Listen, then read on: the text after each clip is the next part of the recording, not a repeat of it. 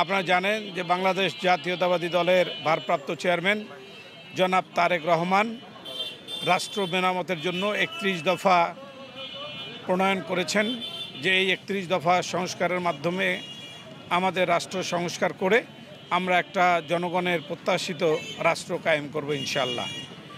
তার এই ৩১ দফার যে আমাদের যে তারেক রহমান যে দফাগুলো উল্লেখ করেছেন, এই বাংলাদেশের মানুষের জন্য, গণতন্ত্রের জন্য, মানবতার জন্য, সেই দফার আমরা লিফলেট আমাদের এই ব্যবসায়ী সমাজের কাছে তুলে দিচ্ছি।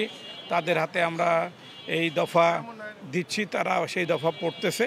পাশাপাশি আমরা এই ৩১ দফার পাশে আমাদের জাতীয়তাবাদী দলের যে সামনে জাতীয় নির্বাচন আছে, নির্বাচনে যাতে রংপুরের মানুষ অতীত সব ভুলে গিয়ে, অতীতের সব কিছু ভুলে গিয়ে ভবিষ্যতে রংপুরের উন্নয়নের স্বার্থে, বৈষম্য দূর করার স্বার্থে রংপুরে বাংলাদেশ জাতীয়তাবাদী দলকে ভোট দিবে, তারেক রহমানের মনোনীত প্রার্থীকে ভোট দিবে। এই জন্য আমরা সবার দ্বারে দ্বারে যাচ্ছি। ইনশাল্লাহ মানুষের ব্যাপক সাড়া।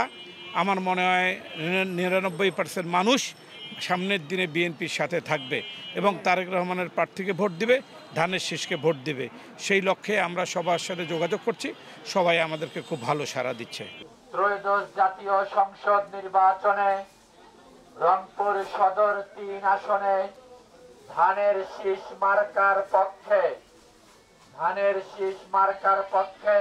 আপনি জানেন যে গত ৭ তারিখে এই ত্রয়োদশ জাতীয় নির্বাচনকে কেন্দ্র করে আমি তারেক রহমানের মনোনীত প্রার্থী হলে আমি চিন্তা করেছি যে রংপুরকে সমৃদ্ধ রংপুর, এই রূপকল্প নিয়ে একটা পেপারস তৈরি করেছি আমরা, যেখানে সাংবাদিকদের মতামত আছে এবং রংপুরের বিভিন্ন শ্রেণীর মানুষের মতামতের ভিত্তিতে আমরা সমৃদ্ধ রংপুর রূপকল্প আমরা এটা জনগণের মাঝে তুলে ধরব।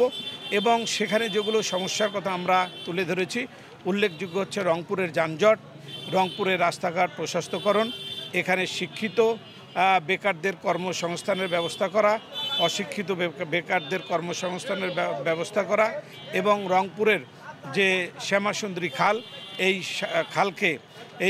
খালকে যাতে নন্দিত এবং জনগণের চলাফেরার জন্য একটা সুন্দর পরিবেশ তৈরি করা যায়, সেই ব্যাপারে আমরা প্রস্তাবনা তৈরি করেছি এবং ইনশাল্লাহ আমি রংপুরের মানুষের সাথে আছি, রংপুর মানুষ আমার সাথে আছে এবং ইনশাল্লাহ আমি জনগণের ভোটে নির্বাচিত হলে আমাদের পার্টির ভারপ্রাপ্ত চেয়ারম্যান যে উদ্দেশ্য নিয়ে আমাকে নমিনেশন দিবে, যে আশা নিয়ে, আমি জনগণের সেই আশার প্রতিফলন ঘটাবো ইনশাল্লাহ। জননেতা জনাব শামসুজ্জামান শামু।